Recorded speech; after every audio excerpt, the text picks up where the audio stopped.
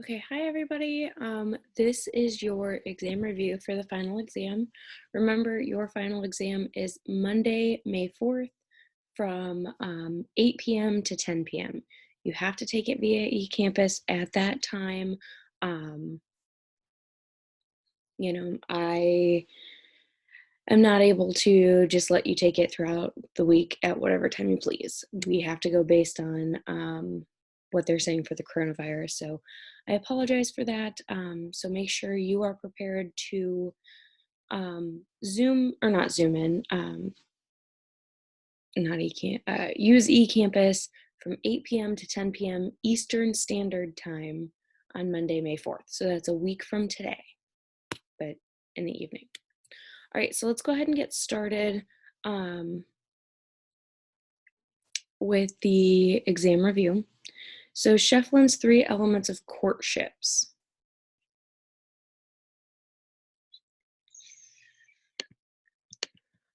All right, so you need to know the examples of these. So courtship readiness, you're preparing your body. So that's standing up straight, straightening your shoulders, okay? That's the first. There are only 3. I think there are only 3 of these. Yeah, it says it right in the question. Second is positioning for courtship. So this is stroking your hair, rearrangement of your makeup, adjusting your clothing, right? So first you fix your body, then you fix what's going on your body, okay? And then third is the actions of appeal or invitation. These are your flirtatious glances, holding a gaze, crossing your legs to expose a thigh if you're seated. You begin these flirting behaviors, okay? So that's Shefflin. Nonverbal behaviors associated with Gibbon's nonverbal courtship. So Gibbons has 5 stages of nonverbal courtship. I don't want you to know the definitions. I just want you to know what they look like nonverbally, right? So if you are in chapter 11, you can see attention. This is interest, communicating, readiness to interact. You don't need to know this definition. You would just need to know preening or primping. So an effort to make yourself look attractive, and incomplete displays of interest. So incomplete example would be facing the person, but you're avoiding eye contact, right? So we're facing each other from across the room, but I avoid eye contact with you, right? I'm showing you that I'm interested without looking at you directly. So the incomplete display of interest, the preening, the primping, that's what you need to know for attention, okay? Second is recognition. So you're going to non-verbally signal a receptive attitude. You can do this through smiling, eyebrow flashes, so raising your eyebrows, and then eye contact, okay? Third is interaction. So you have synchrony, and this is where you experience submissive behaviors. Maybe not you, but one partner in this interaction does. So synchrony only occurs if you're hitting it off, and these submissive behaviors that you would hear, somebody has a higher pitched voice or they use a softer voice, okay? Fourth is sexual arousal. So this is intimate touching, so kissing. Similar behaviors that are similar, the same as parent-child or parent tease. So teasing, grooming, cuddling, clinging. You're going to see those interactions. Okay. And then sexual relations, the resolution stage, it's just sex followed by a decrease in these courtship behaviors, right? So you stop following the courtship rituals, the courtship rules, you stop flirting because you've achieved this end goal of courtship, okay? So make sure you know what those look like nonverbally.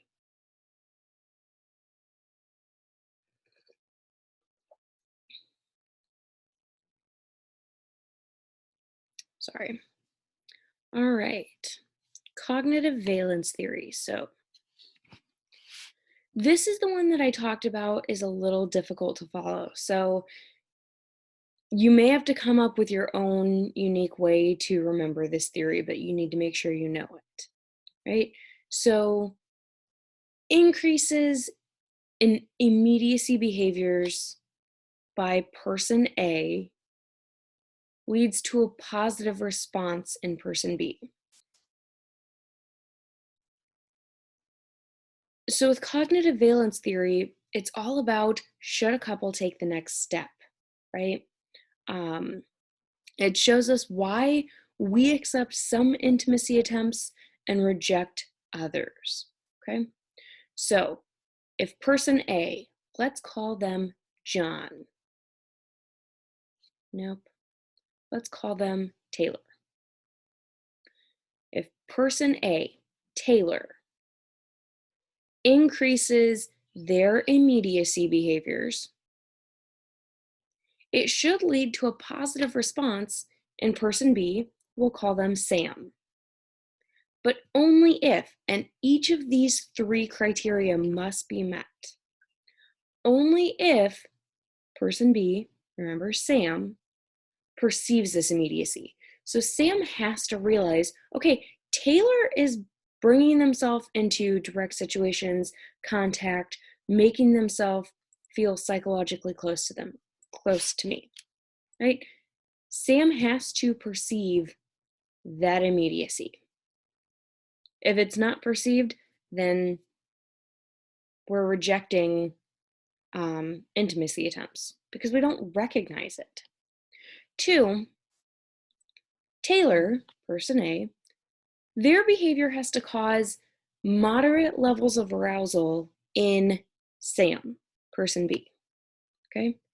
This activates Sam's cognitive schemata, so their knowledge determining if they like or don't like, if they're going to be receptive or unreceptive of Taylor's increased intimacy, right? It activates our knowledge about what we like, what we don't like. So to use, I just use myself because it's a pretty easy example for me. If you are trying to attempt to date me or take our relationship to the next step, I know that I do not like to be touched. So I perceive your immediacy,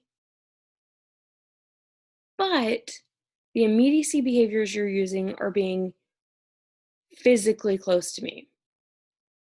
That's going to activate my knowledge of I don't like this. You're too close. You're touching me. I don't like this. Right? So Taylor's behavior, not only does it have to cause arousal, but it has to be good arousal. It has to be things that are going to activate that schemata to be receptive of the intimacy.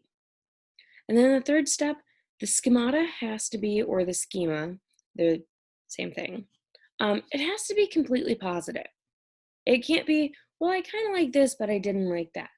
It has to be, I'm receptive, I am here for all of this, right? If these 3 steps are not made,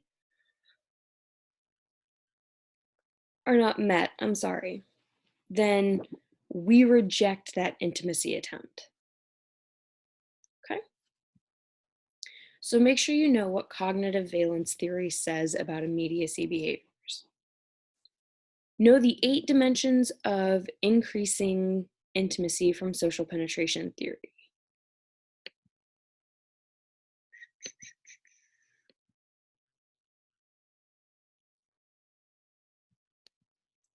Okay, so these are the charts that are on page 16 and 17, slide 16 and 17.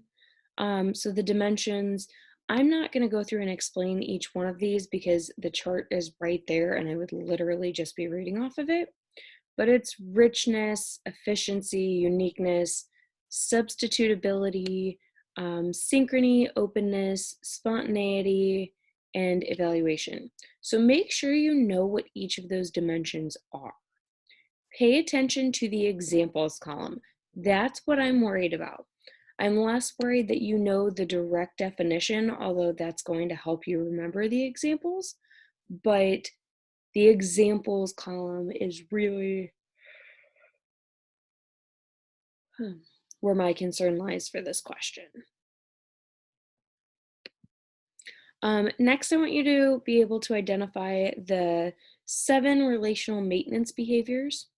So these are routine behaviors. They assist in maintaining or increasing quality of relationship, okay? You are maintaining or maintenance of your relationship, okay? So positivity, being cheerful, being optimistic, using patience and positivity in the relationship. Next is understanding. So a lack of judgments, forgiving nature, right? I came out to the living room this morning. I thought I had an interview at, it would have been 8 a.m. our time. I had my time mixed up. It's not until noon my time. It's fine. But when I came out here, I saw that the television was still on. That means that that television has been on since at least 3 o'clock this morning, right? I went to bed at 11. Richard was still up, but he was playing video games until what I assume is probably 3 o'clock. So that means that that television was on for just 5 hours. He didn't shut it off. Having an understanding, nature, there's a lack of judgment. I'm not judging him for leaving it on. I do it all the time. I forgive him for doing that. It's not a huge deal, right? So that's what we mean by understanding. There are certain things that we're not going to be so understanding with. So make sure you realize that not everything is going to be just passed over with a lack of judgment or forgiven, but it's talking about in general. Third is self-disclosure. Sharing your thoughts, your feelings, your fears, telling your partner about yourself. That makes a big difference. Relationship talks. So talking about the actual relationship itself, right? I feel like we have a strong relationship. I feel like we need work. I feel like we could improve here, or I could improve here, which could improve this, or you could improve this, or whatever. Talking about the relationship. Sorry, this is like the earliest I've been up in quite a while, so I do apologize. That would have been fourth. Fifth is assurances. So discussions about the future and the partner as a meaningful person. So talking about getting engaged one day, buying a house together, right? The future of your relationship. 6 is task. So sharing responsibilities, sharing work fairly in a relationship. I know in my relationship, we've been together for 4 years, so we share tasks pretty easily. But something that you can do even when you're not living together or together for 4 years, but you buy, I fly. So that means that when we go on dates, if I'm buying dinner, Richard will drive, or vice versa, whatever it is, right? That's just one task that it's not completely falling on you. And the you fly thing, like you drive, it might not exactly be 50-50, right? I'm not saying that we're going to Pittsburgh every time for a date, but just the act of, okay, we're going to take your car, we're driving your car, that means a lot to a lot of people. And then networks, spending time with each other's friends and family. This one is huge. If you don't like, oh my gosh, if you don't like their friends or family, or they don't like yours, it makes the relationship really hard to be satisfactory.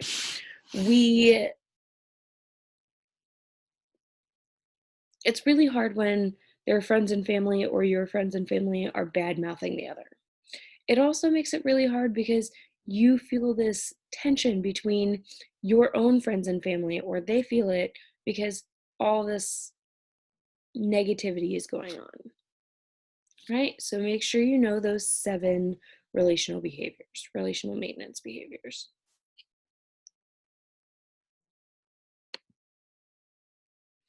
Okay, so how do researchers and therapists use nonverbal communication to determine if relationship problems exist? First, they look at the proxemic zones. So, are there extended proxemic zones for an extended period of time? So, is one of you sleeping on the couch for an extended period of time?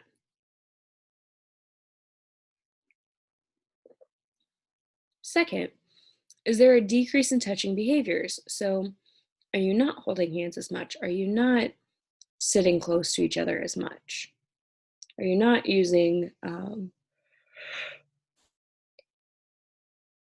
touch behaviors at all? Now, this is just a way to see if they exist. This is not saying that touch behaviors are the only way to tell.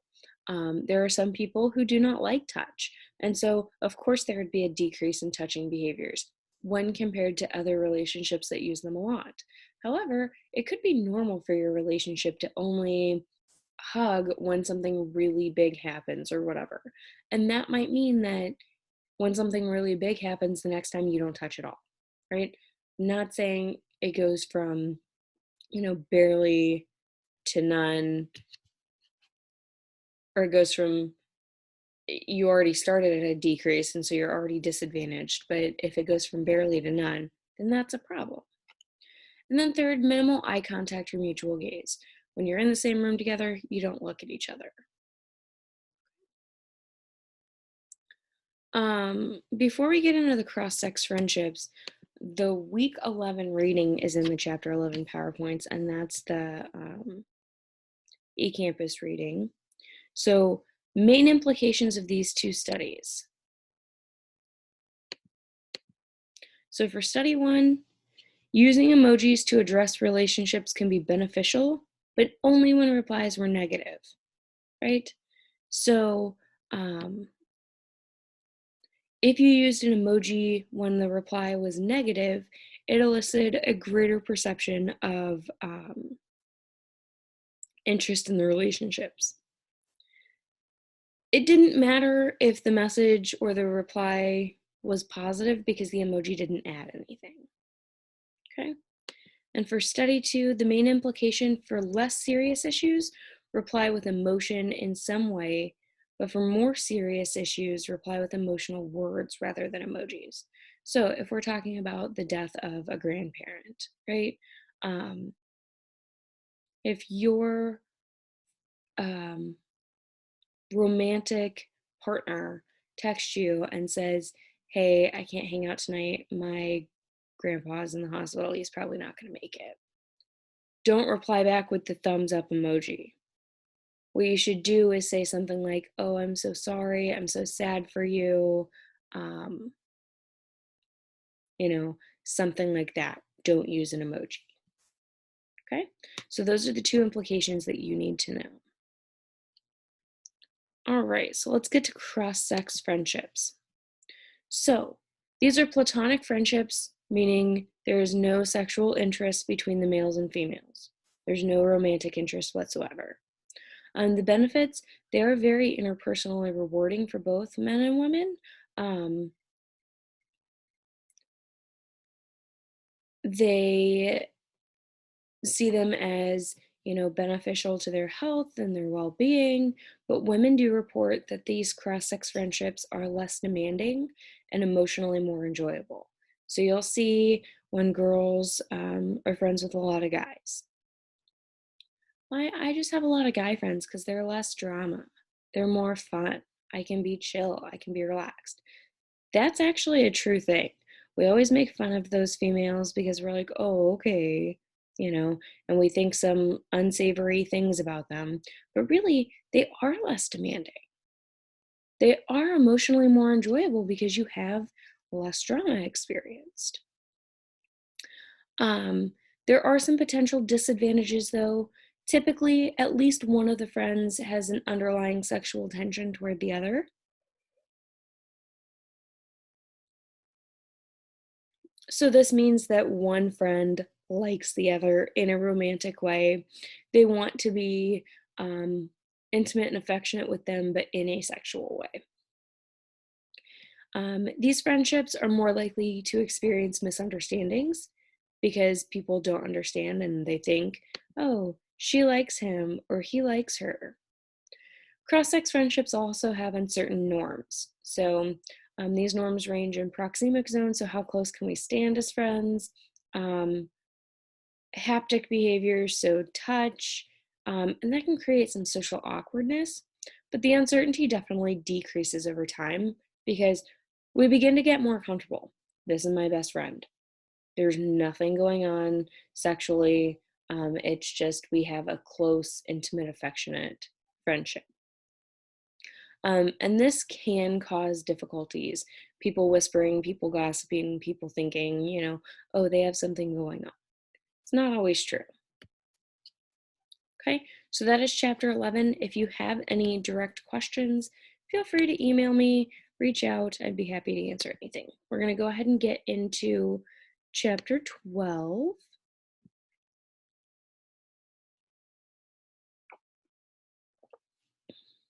All right. First question is 4 common sources of stress for young adults. The first, obviously, is negative situations. These are your stressors. These might be upcoming bills, upcoming tests, finals week, especially with the coronavirus. I mean, this has been a negative situation. Not only did you not possibly take any online classes because maybe it's not how you learn, now you're being thrown into all of your classes being online. This is a stressor. Um, and you're being locked out of eCampus for non-exam times. Like that doesn't make sense. It's ridiculous. Um, but these negative situations are a very common source of stress. There are some positive situations, however. They're positive, they bring joy, they can cause stress, but it's typically from uncertainty. So, any of my seniors who are supposed to graduate in May, that was a positive situation that caused uncertainty. For the longest time, we didn't know if graduation was going to happen or not. And then it didn't, and it turned into a negative situation, right? But typically, weddings, graduations, vacations, these are positive situations. They're supposed to bring joy, but they cause so much uncertainty. Unless you've been through a graduation ceremony like this before, you don't know what to expect. Unless you have held a wedding before, you don't know what to expect. And even if you have held a wedding before, you can't say for sure that everything is going to go how it's supposed to, right? Um, we always see people on their wedding day acting crazy and erratic, and it's because it's a stressful situation. I'm supposed to get myself, get my bridesmaids, get my future husband and all his people ready, while making sure everything goes perfect and everybody has a great time. But like, so many things can happen. Sorry, I gotta move my legs. They're starting to hurt. All right, so those are the first 2. Third is personality. So there are certain personality traits that are going to predispose people to experience more stress than others. So anxiety disorders, obsessive compulsive disorders, they're pretty common. So it's not anything to be thinking is weird if you do have one of these. I know I talk about my anxiety a lot because I try to normalize mental health. I have anxiety and obsessive compulsive tendencies. So I don't have obsessive compulsive disorder, but it's right there. Like I have the tendencies that when situations get stressful, it's basically like I have obsessive compulsive disorder. I'm about a hair away from being diagnosed as OCD. I am very I have my tendencies. I have these routines, rituals. The remote's on my coffee table. If they're not in the right place, I have a freak out, right? Personalities like that do predispose you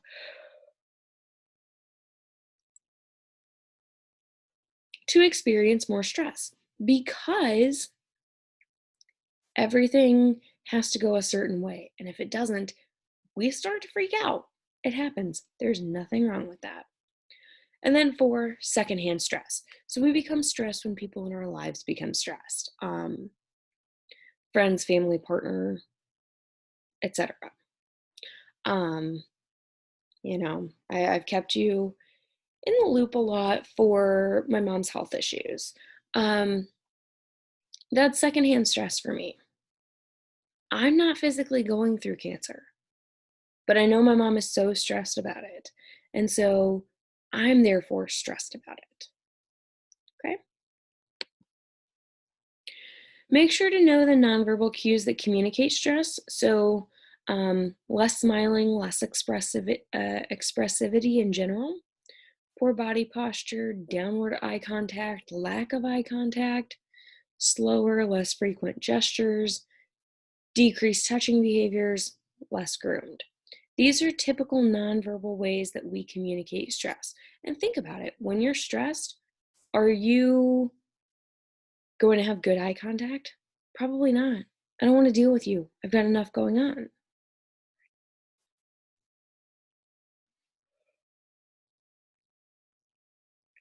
Huh. Know the 3 ways we use nonverbal communication to cope with stress. So, increased human contact or haptics. So, positive touch behaviors that helps us reduce stress. Strategic facial expressions, so forcing the expression of a smile, can actually significantly reduce your emotions, including stress and sadness. And third, larger proxemic zones. So just getting away for a while, it reduces stressful situations. So go take a walk, get some fresh air. It could literally mean just walk outside the door and stand outside for a little bit. I know right now we can't really go places, but just getting outside. 4 Horses of the Apocalypse, that's on slide 11. Again, it's a chart. I'm not going to read it word for word. You feel free to go through, but make sure you know the definitions and nonverbals of each, okay?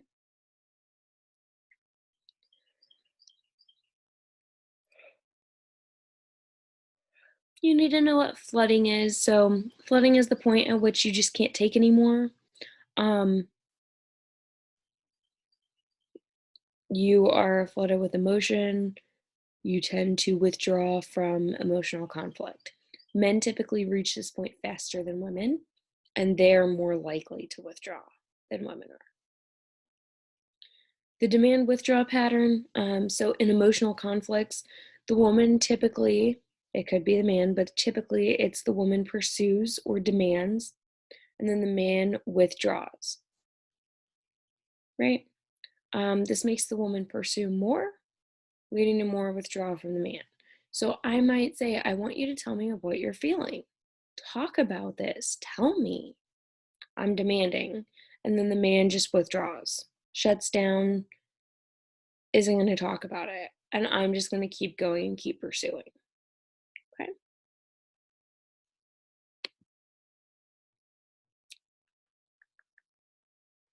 All right. So, 6 ways to escape or avoid destructive behaviors. So, using immediacy behaviors in positive interactions. So, touch, smiles, laughter, positive facial expressions, close distances. That helps us avoid destructive behaviors, right? You can't use it to escape because it has to be positive interactions. But if you're doing this, every time there's a positive interaction, then that means you're going to avoid destructive behaviors in nonverbal conflict management. Using repair mechanisms. So avoid preventing negative feelings and behaviors from spiraling out of control. You might realize This is a negative feeling or behavior. I am going to do something that makes me happy, or I'm going to, stop for a second and think about what I have to be positive about instead. Avoiding needless displays of anger. Finger pointing, blaming, sarcasm, angry faces. These are pretty needless. Replace your nonverbal contempt with validating actions like active listening. So it's really easy to look like we're listening, but it's more difficult to actually listen actively. So replace your contempt with active listening. Combat flooding by calming down. Don't reach your flooding point. Just calm down. Take a second, take a breather, relax. And use soft startups for conflicts. So raise your issues in a non-threatening way, rather than saying, I know you left the TV on again. You could say, hey, I noticed that the TV was still on when I came out this morning. It's okay. I just, if you could remember for next time to shut the TV off so our power bill doesn't get too high, right? That's a soft startup. I'm not threatening, and I'm not even blaming for this. I'm just saying, like, don't forget next time, or try not to forget.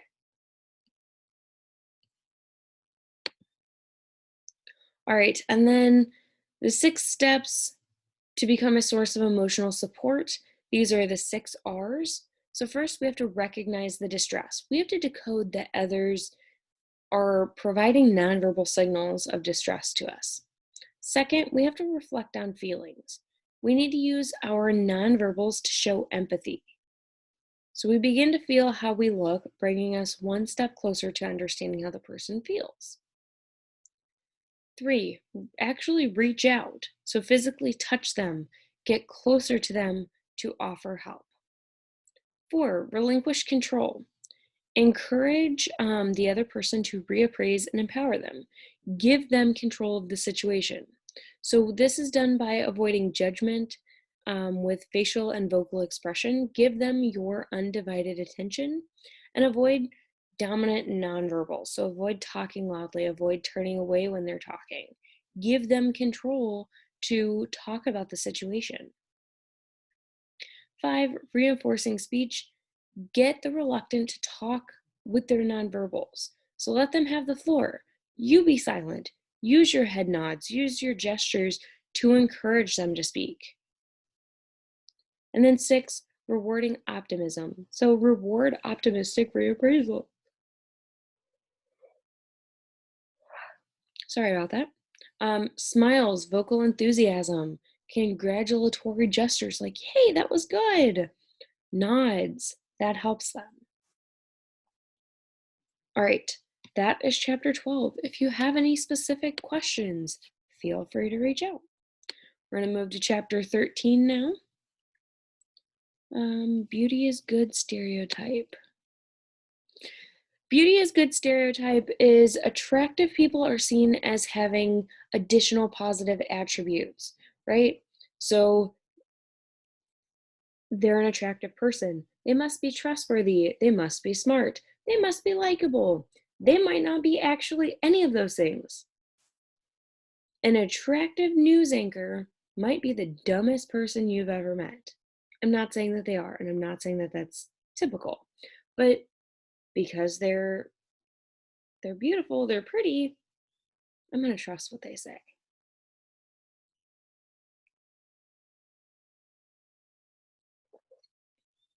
Right? So we give them these other additional positive attributes. This forbids us from hiring unattractive anchors.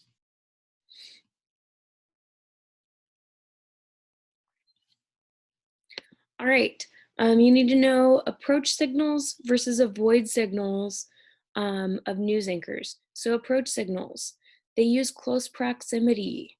So they lean forward. They make you feel like you're having a contact or a conversation with them. They use continuous eye contact. It's with a teleprompter, it's with a camera, but it looks like it's with you. They use carefully placed smiles and relaxed vocal tones for warmth. And then avoidance signals. They don't move a whole lot, right? Um, they're not gonna move a ton because that might look like they have some sort of pull or weight with the story, or that they have a bias about something, so they don't move a whole lot. They have minimal vocal intonation, and that's to avoid bias as well. And then they also use neutral expressions for clarity. So these neutral expressions, um, it helps us to not read into a story that they're telling, right? They're just explaining what's going on. Um,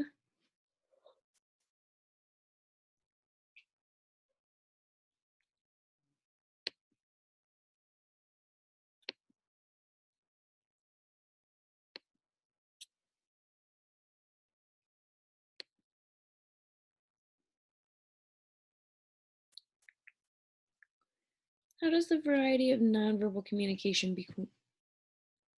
Oh, all right. Let me get there.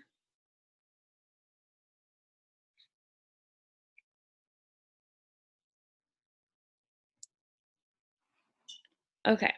So the difference between TV interviews and talk shows is that these interviews and talk shows, they don't follow emotional display rules of traditional news. They don't, or they do use advocacy journalism, and that blurs a line between news and entertainment. There's more variety in nonverbal communication, right? So leaning forward, eye contact, soft vocals, interruptions, frowns, harsh tones, smirking, eye rolling, jeering. These are all things you would see in interviews, but you would not see in the news. Okay. Next is meta discourse. This is discourse about nonverbal communication. So, um, um, written or spoken communication debate about nonverbal communication, right? So the media interprets nonverbal communication. So the media interprets nonverbal behaviors of people in the media, and then that enters public consciousness the way the media wants it to, right? So these videos, the Dean scream. Howard Dean was shouting into his mic over a cheering audience while campaigning for president in 2004. His mic filtered out the audience. It caused him to look dramatic and crazy. The media then labeled him as a raving lunatic, right? So these are, media interprets this, and then they say what's going to be shown in public consciousness. What research shows us about media bias in the news? So, newscasters typically have an ability to totally inhibit their facial expressions while reporting the news.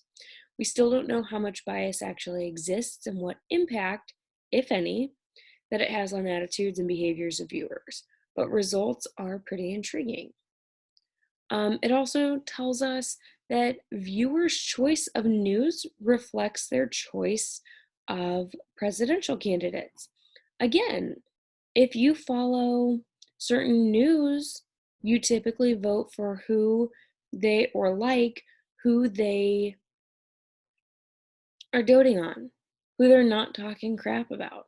And that makes sense. TV interviewers also display nonverbal communication of bias toward interviewees. And these bias displays actually shape viewers' perceptions, right? So if your favorite interviewer is Trevor Noah, I'm not saying Trevor Noah is bad. I'm saying I personally don't like the sound of his voice, but maybe he doesn't like the sound of mine, right? Not saying the things he says is bad, but let's say you like Trevor Noah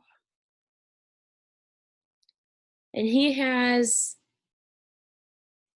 I don't know, Leonardo DiCaprio on his show. Leo's been a pretty big supporter of environmental support and stuff like that. an environmentalist, an activist. But say he has not, Leo DiCaprio on his show, to sit there and make fun of him. That might shape our perceptions. Well, I like Trevor Noah, so therefore I don't like Leo. Or maybe he has him on there and he praises Leonardo DiCaprio. Oh, well, Trevor Noah likes him. I like him too. Okay.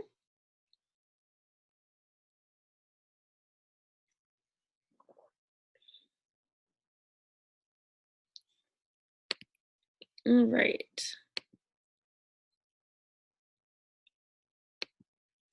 So, children who watch a lot of TV, this is 40 plus hours of TV a week. The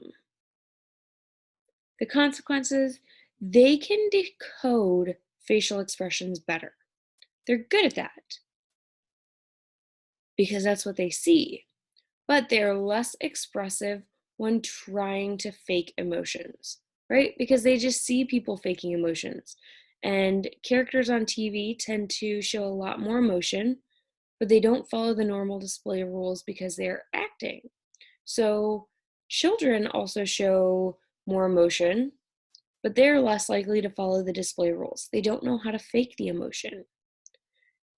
They're not as good at expressing emotions less frequently seen on TV, so they don't know how to express fear or disgust as well. And they often overshow their emotions, right? So when they're sad, they appear to be really sad.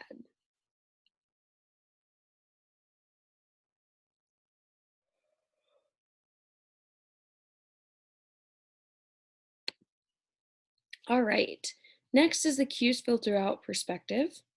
Um, so this perspective suggests that when we introduce mediated channels, our nonverbal cues are lost or distorted. So you send me a picture and I reply, nice shirt. You don't know if I'm being serious. You don't know if I'm being sarcastic because my nonverbal cues are gone, right? Um, it says that CMC is always impersonal because it's lacking of these nonverbal cues that make our interactions socio-emotionally warm, right? It showed that people couldn't reach a personal level through text-based systems, and it was criticized because it suggested, Walther in 1982, that perhaps it just takes a little bit longer. Okay?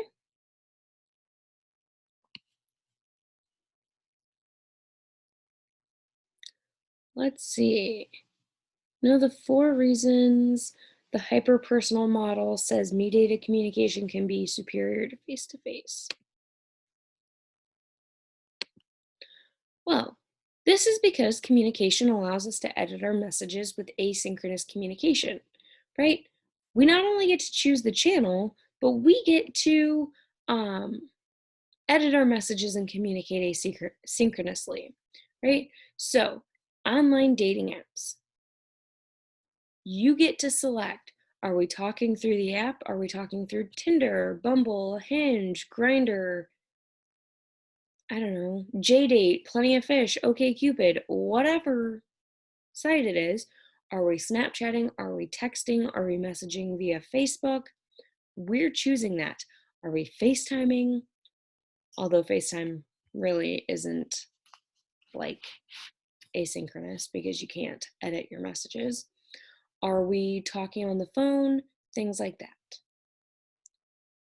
Second, we selectively present ourselves to help us manage whatever impression necessary. We can present ourselves so we can look our absolute best. 3, receivers usually only see their partner as positive because we're presenting ourselves as positive, so they should see us as positive and in desirable ways. This becomes an idealization of the partner, and you start to think of all these positive qualities and we overgeneralize them. Wow, they do so much. They're so perfect. They're so great. They're so wonderful. So we start thinking of them as perfect and great and wonderful when really they may not be. Oh, that hurt. And 4 is the feedback loop. So we feel that when we're seen desirably, we begin to display these qualities, these positive qualities.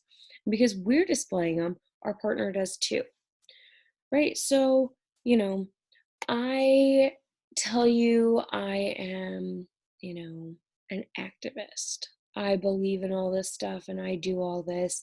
And I begin and I give back to poor people and the underprivileged. I am so sorry. So then I begin to display these positive qualities. And because you don't want to be left behind or left out, you start to display them as well.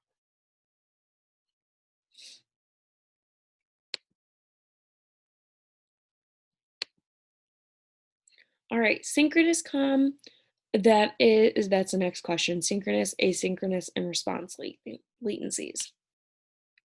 Synchronous communication occurs simultaneously or live. So face to face, FaceTime is a close second. It's not the exact same as face to face, but it's pretty close. And then Skype. And then second is asynchronous. So it is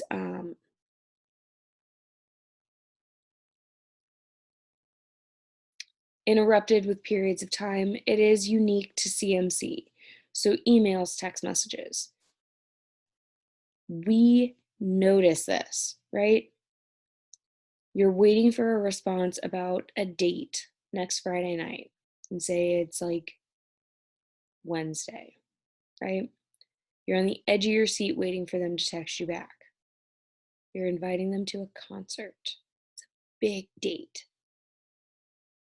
10 minutes go by, 20 minutes go by. We notice the time that it takes, right?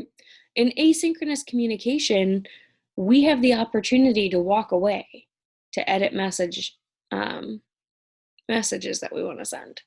However, in real life, you don't say, hey, how are you doing? Or what are you doing? And then wait for 10 minutes and find out that the person just said nothing, right? You can't talk face to face and have 10-minute breaks in between. And then response latencies, these are the gap in time between sending and receiving messages, and that can communicate its own message. So the longer response latency, the more uncertainty. What are they doing? What are they thinking? They don't want to go to the concert with me on Friday night. He or she didn't answer the phone for a long period of time, at work. They must be up to no good, right? There's all these memes when it's like, oh, he must be out with the boys cheating on me. And it's him with the boys learning that stupid dance to The Weeknd's new song or whatever, right? Response latencies communicate a lot. So, depending on what you want to communicate, you need to be careful with how long it takes you to respond. Okay, and that ends chapter 13, I believe. Yes. No. Just kidding. We're going to keep going with chapter 13 and then we'll get to chapter 15. All right. PDAs. These are a type of cue that are interpreted in different ways, usually done with a click, and it's good for maintaining loose ties. So you need to know what phatic means. It means they're phatic in design, but perhaps not use. Phatic means that language is used in aimless communication. It doesn't contain a lot of information, and it just establishes and maintains relationship. So it is the nonverbal equivalent of the verbal, hello, how are you, right? Not a lot of information there. Social construction of technology says that meanings and uses of technology fall on the users, not just the designers. Right? So it's not just the designers, how they intended things to be used. How are you using this technology? Right? Are you being sarcastic? Are you being truthful? Are you being faithful? How are you using it?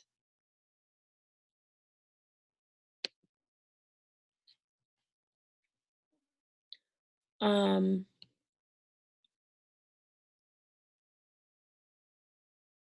the adaptive structuration theory, technology and social processes do have mutual influence on each other.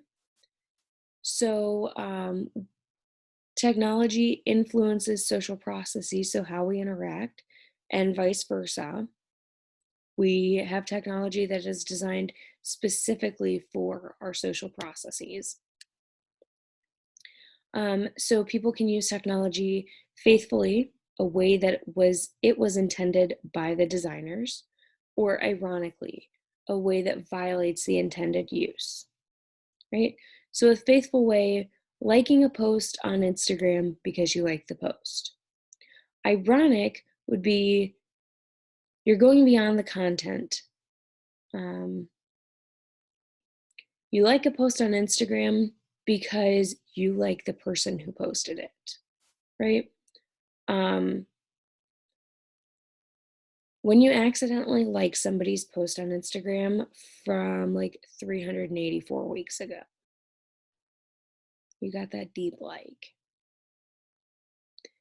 That's not because you liked that post from 384 weeks ago. That's because you like that person who posted it. And you probably didn't mean to like that post. Okay.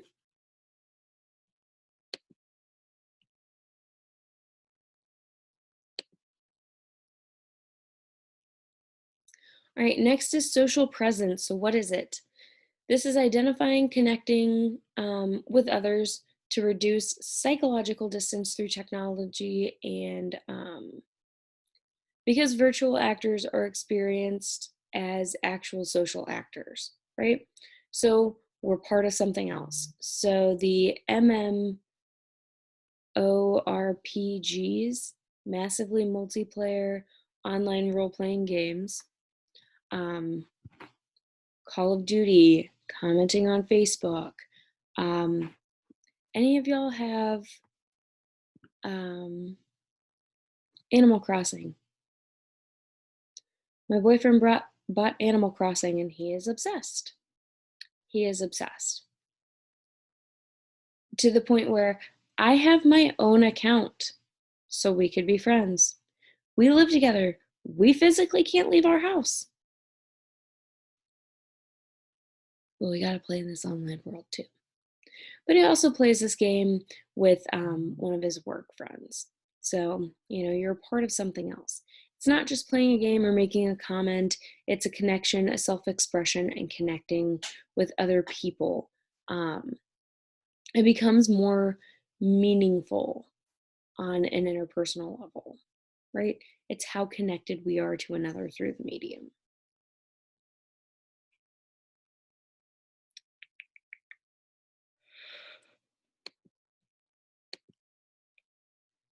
All right. And the final question of this chapter, pros and cons of online dating. So we use social network sites to maintain relationships, and online dating is becoming increasingly popular. Pro, there's a disinhibition because I feel safe disclosing to you. So I'm going to tell you more revealing or more rewarding self-disclosures, right? I'm going to tell you more about me because I'm not going to be punished. I'm not going to be embarrassed because I don't have to say this face to face. I can say it through a computer or through my phone. Con, there's a lot of anonymity and deception. So catfish, although I'm still not sure why people are being catfished. In this day and age, if you are dating somebody online, especially in quarantine, and they don't FaceTime with you, they won't FaceTime with you, they won't Zoom with you, cut your losses, move on. I would hate to turn on MTV and see you sitting with, what's his name? Neve? Because you've been getting catfished, right? Um, and then there's cyber flirting. So this begins with exchange of texts, pictures, right?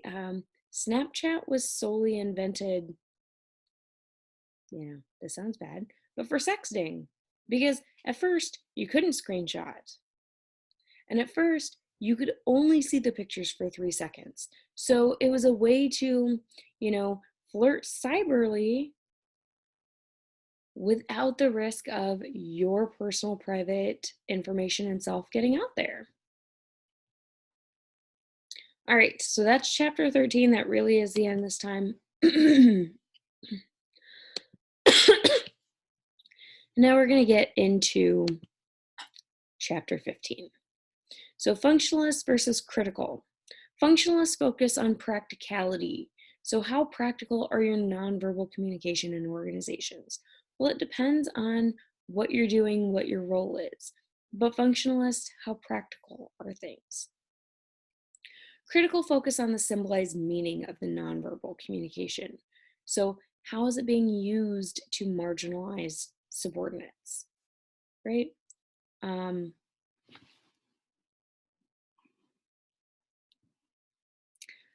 How is it being used? So my boss comes in and takes up more space at the table when we're having a group meeting because he's the boss.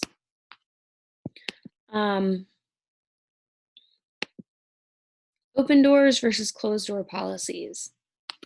Open door policies, it typically is preferred and it insinuates open and honest communication. But closed doors suggest that employees prefer privacy over collaboration. They don't care to collaborate. Know about personal space. It is highly valued. Leaders are typically permitted greater space. Subordinates get less. And violations of personal space can typically lead to turbulence, which leads to conflict in the end if it's not resolved. Time is important in our American organization. So focusing on the US for this question, it's very important here. In other countries and cultures, it's really not. But here, you are expected to show up at a certain time and you can leave at a certain time. It is the primary method through which employees are paid, typically hourly. It also represents commitment and dedication. So people who arrive early or stay late, they're perceived as the better employees.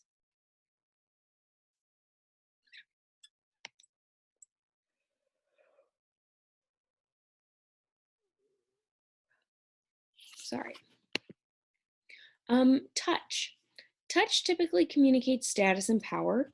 So superiors initiate and control touch behaviors more often than the subordinate.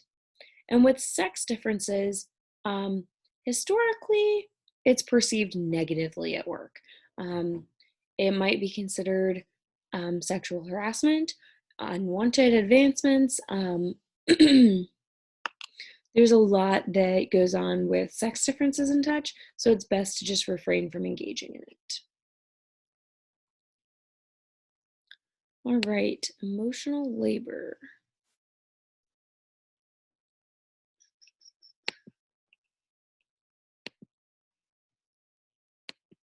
Here it is. So emotional labor is the manifestations of false impressions that are shown through nonverbal behaviors, right? So you go to work and you're told, leave your problems at the door. We are not talking about outside issues at work. Your significant other just broke up with you. That sucks. We're not dealing with it here, right? And so you're manifesting all these positive, happy behaviors. You are smiling and acting like everything's okay when we know that it's not. And so your emotional labor is you are really tired of showing all of these emotions at work that are not true.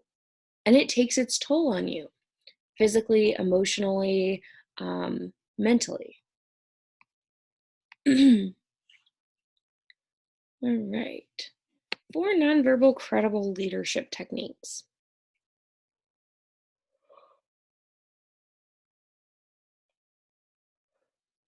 Sorry. First, physical appearance. Leaders are going to dress the part. So, you can't tell by how people are dressed now because we're on Skype all the time or Zoom. But leaders typically dress the part. So, dress clothes, dress shoes, their hair is nice and kempt. Um, Posture, leaders look the part. So they're standing up straight. They're using good gestures. They don't look like they're tired or worn down. They don't look like they're bored or unhappy to be here. Vocalics or vocalics, they're smooth, they're effective talkers. They don't say or a lot. They sound not rehearsed, but they sound confident in what they're saying. And then finally, eye contact. Leaders are going to use good eye behaviors. So they're scanning the room. They're not just staring at one person. They're not avoiding eye contact altogether. They use good eye behaviors.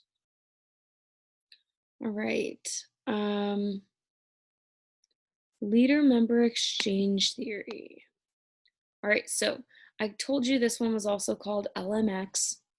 I think it's not called that on the exam or anything, but leader-member exchange theory. Some employees are in group with the boss and others are out group. So think about The Office if you have seen that episode. If not, hang on one second. Okay, it is season 7, episode 24. If you want to check it out.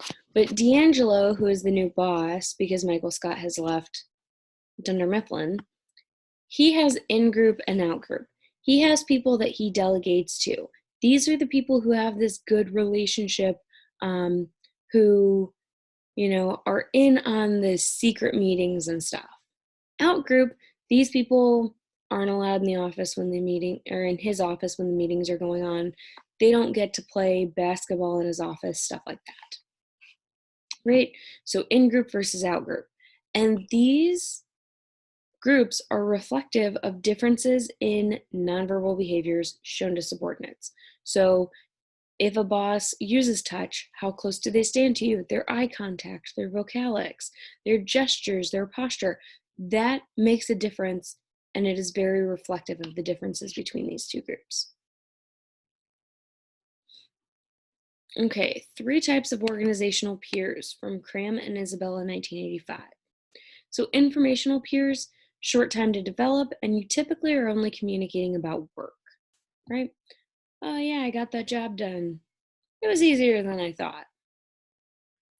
Collegial peers, they take some time to develop, but you're talking a little bit about work and a little bit about your personal life. Your nonverbal behaviors start to increase. So you start to talk about your personal life. You're more expressive.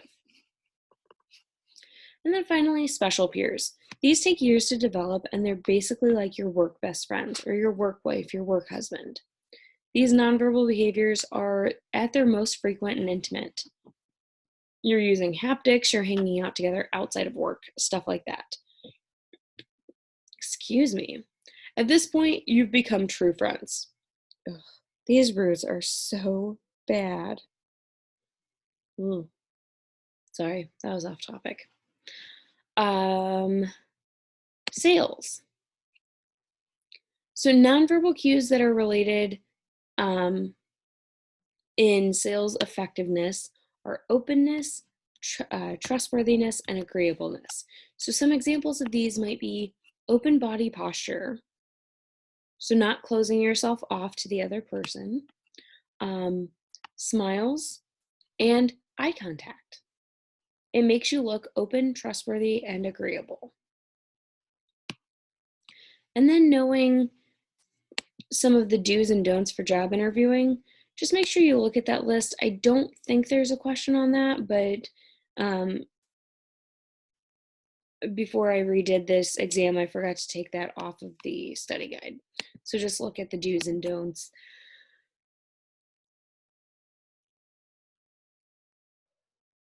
They're pretty straightforward things that you would understand to do or not to do in a job interview. So don't forget, the exam is Monday, May 4th from 8 p.m. to 10 p.m. You have to take it in this time frame. I apologize for any inconvenience and confusion this has caused, but you have to take it via eCampus during this time frame. I will be available via email. If you have any questions, please do not hesitate to reach out. If you have any questions over the study guide, same thing. Don't hesitate. So a week from today will be our final exam. All right, best of luck. And if you haven't already, filled out the UTA form if you want to be a UTA, and the student evals. For me, I do use them for my teaching to help me improve, but also I just want to thank you for being wonderful students this semester, and I was very saddened to have our semester basically cut short from seeing each other. Coming into both of my classes and teaching on Tuesdays and Thursdays was the highlight of my week. I got to be around people who you all let me be myself. You let me be my quirky self. So I really appreciate that. And I wish you nothing but the best for all of your future endeavors, whether that's here at WVU, other institutions, academically, non-academically, professionally, in all capacities of the word. So if you ever need anything in the future, don't hesitate to reach out. Yeah. And congratulations to those who, this is your last semester of school. I wish you nothing but the best. All right. Bye.